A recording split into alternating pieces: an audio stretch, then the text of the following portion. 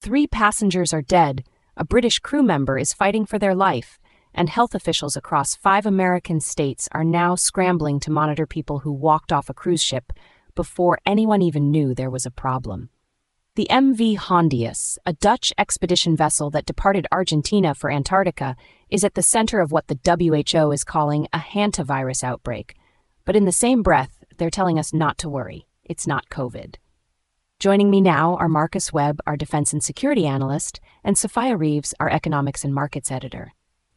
Marcus, let me start with you. Is the WHO's response here reassuring, or is it exactly the kind of institutional messaging that should be making us more nervous, not less? Thanks, Emma. Look, when an organization that spent the first critical weeks of COVID-19 essentially acting as a mouthpiece for Beijing steps forward and tells the world don't panic, the appropriate response is not to relax. It's to verify. 3 people are dead. Passengers have been dispersed across the United States, the United Kingdom, and multiple other countries. And the WHO's headline message is that this isn't COVID. That's not reassurance. That's narrative management. The Andes strain of Hantavirus, which is associated with Argentina, the very country this cruise departed from, has documented person-to-person transmission capability. Argentina is consistently ranked by the WHO itself as having the highest incidence of hantavirus in the entire region. So when we're told by this same organization that the situation is under control, I'd want to know exactly which strain we're dealing with, what the transmission profile looks like, and why passengers were allowed to leave that ship and board international flights before a single alarm was raised. I'll say this plainly. The WHO has not earned the benefit of the doubt, and nations like the United States and the United Kingdom need to be running their own independent assessments, not outsourcing their public health response to Geneva. But Marcus, isn't there a real danger here of fueling panic disproportionate to the actual epidemiological risk? The WHO is making a scientifically valid distinction. Hantavirus doesn't spread like a respiratory virus. Isn't the responsible thing to communicate that clearly rather than fan the flames? And Sophia, what's your take on this from an economic and institutional perspective? Well, look, Marcus isn't wrong about the WHO's credibility problem, but I think he's conflating 2 separate issues. The science here is actually relatively clear.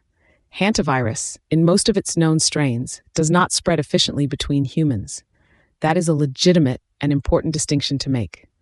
Where I think the real failure is, and this is what nobody in government wants to talk about, is the complete breakdown in the health surveillance systems that should have caught this before passengers were allowed to scatter. We have 7 confirmed or suspected cases, 3 deaths, and American passengers in Texas, Georgia, Virginia, Arizona, and California being monitored at home. That's not a WHO failure alone.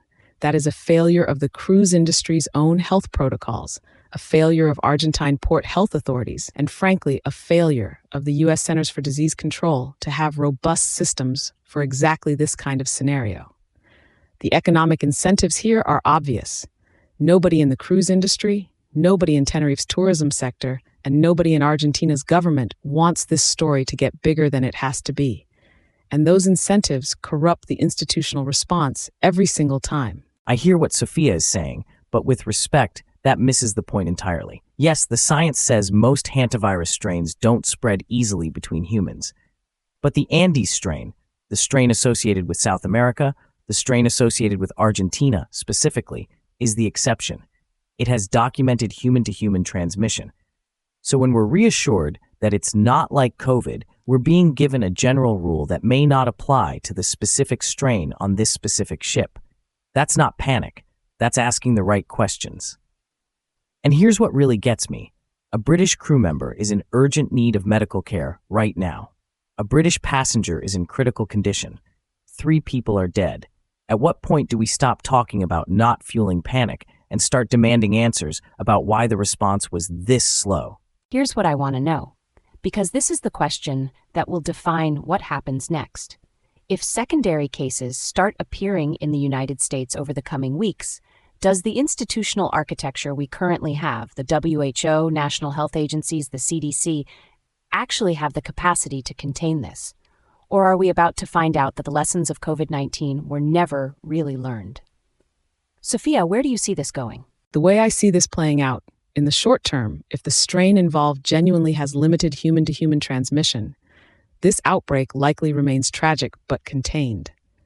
The 7 monitored passengers in 5 American states are presumably not mixing with large populations in the way that, say, an asymptomatic COVID carrier might. Contact tracing is underway.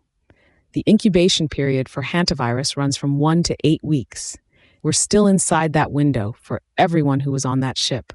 So the next 3 to 4 weeks are genuinely critical. If no secondary cases emerge, the institutional narrative of "we handled it" will solidify, regardless of how badly the initial response was managed. But if even one secondary case develops in Georgia or Texas, the political fallout for health authorities will be severe. And frankly, it should be. Here's what concerns me most. It's not even the immediate outbreak. It's the precedent. What this case has demonstrated, again, is that our international health architecture has a fundamental gap at the border level. Passengers on an expedition cruise, traveling through the highest hantavirus incidence country in the world, were able to disembark, board international flights, and return to their home countries before any health screening was triggered. That is a border and biosecurity failure, not just a health agency failure. If this trajectory continues, where we treat outbreak monitoring as something that kicks in after people have already dispersed, we are not prepared for the next genuinely dangerous pathogen. And history tells us that pathogen is coming. Sobering stuff from both of you. Marcus Webb, Sophia Reeves, thank you. 3 people dead, passengers in 5 states, a ship docking in a Spanish resort town, and the WHO's answer is, it's not COVID. Let's hope they're right, because if they're wrong, we've seen this film before and we know how it ends.